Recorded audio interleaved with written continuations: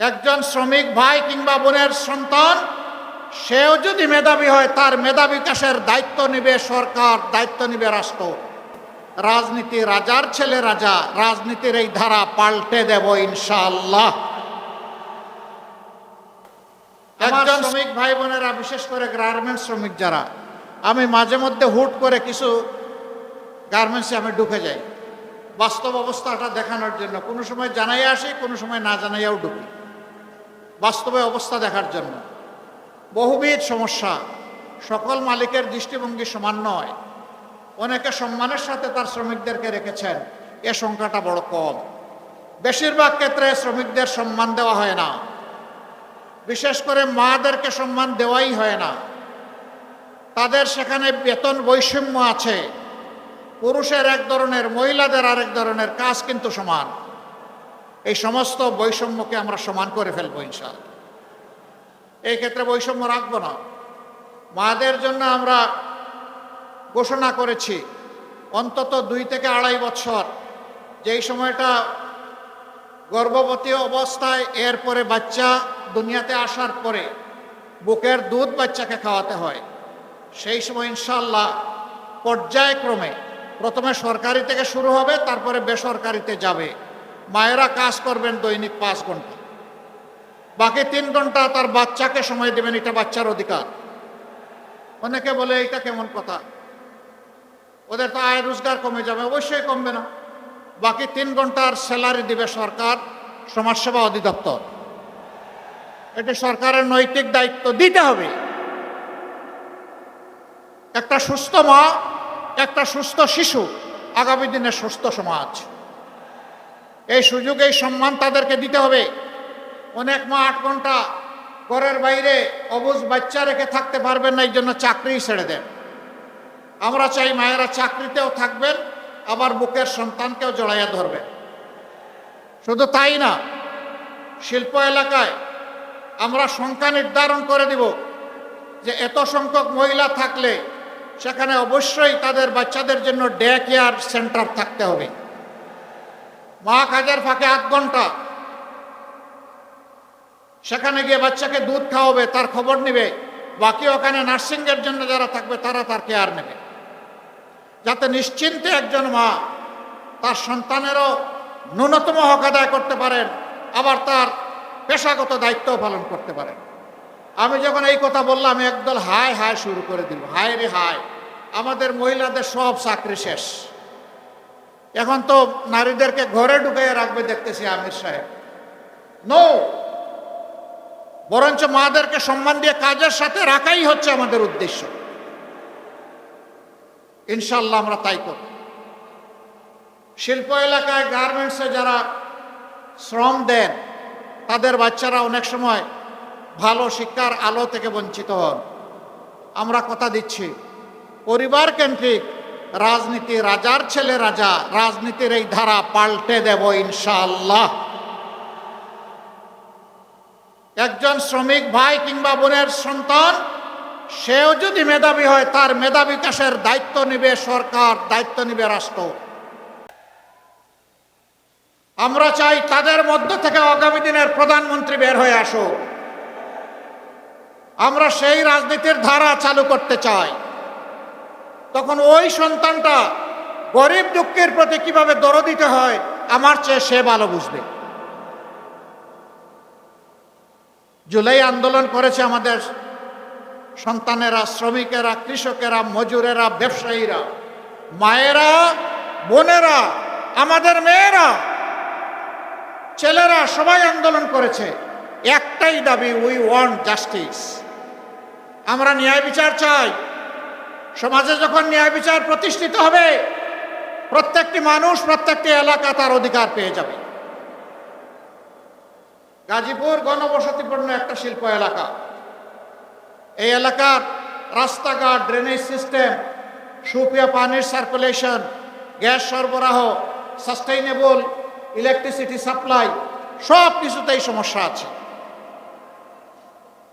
অথচ এই গাজীপুর বাংলাদেশের জিডিপিতে বিশাল অবদান রেখে চলছে। যার যেমন অবদান তাকে তেমন মূল্যায়ন করতে হবে, এর নাম ইনসাফ।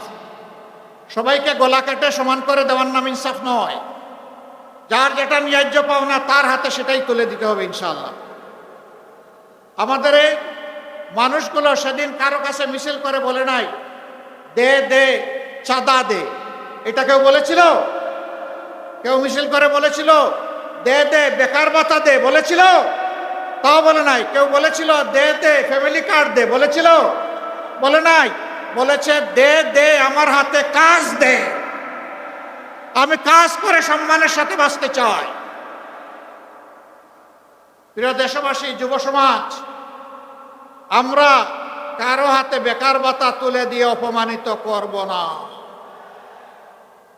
আমরা সুশিক্ষা এবং প্রশিক্ষণ দিয়ে প্রত্যেকটি তরুণ তরুণী, যুবক যুবতীর হাতকে, সক্ষম মানুষের হাতকে আমরা দেশ গড়ার কারিগরের হাত বানাবো ইনশাআল্লাহ।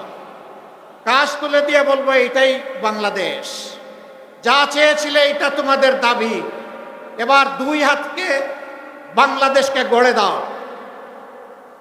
যুব সমাজ তৈরি হয়ে যাও, আমরা এই দেশটাই তোমাদের হাতে তুলে দিতে চাই।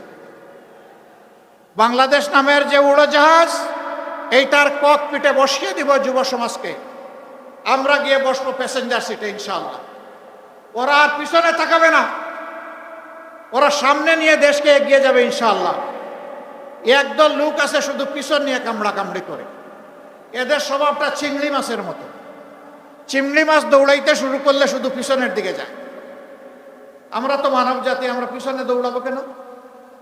আমরা দেশ নিয়ে সামনের দিকে দৌড়াবো ইনশাআল্লাহ।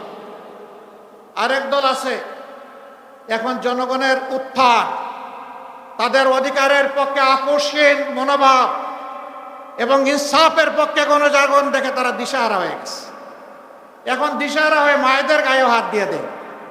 আরে এরা কোন প্রজাতি? মানুষ তো মায়ের গায়ে হাত দিতে পারে না। আমরা এদেরকে অনুরোধ করি, সাবধান, কোনো মায়ের গায়ে হাত দিবা না। দয়া করে তোমার মাকে আগে সম্মান করতে শেখো। তুমি যদি তোমার মাকে সম্মান করতে পারো, বাংলাদেশের 9 কোটি মাকেও সম্মান করতে পারবা। যদি তুমি সম্মান করো, তোমাকেও স্যালিউট। আর তুমি যদি আর হাত বাড়াও, মনে রাখবা মায়ের সন্তানেরা আগুন হয়ে জ্বলে উঠবে। এ কাজ করবা না, এ কাজ করবা না। যারা মাদেরকে সম্মান করতে পারে না, আল্লাহ তাদেরকে সম্মানিত করেন না, আল্লাহ তাদেরকে অপদস্থ করেন। আমরা আমাদের মায়েদের সম্মান কারো কাছে বন্ধক রাখবো না, কোনো কিছুর বিনিময়ে না।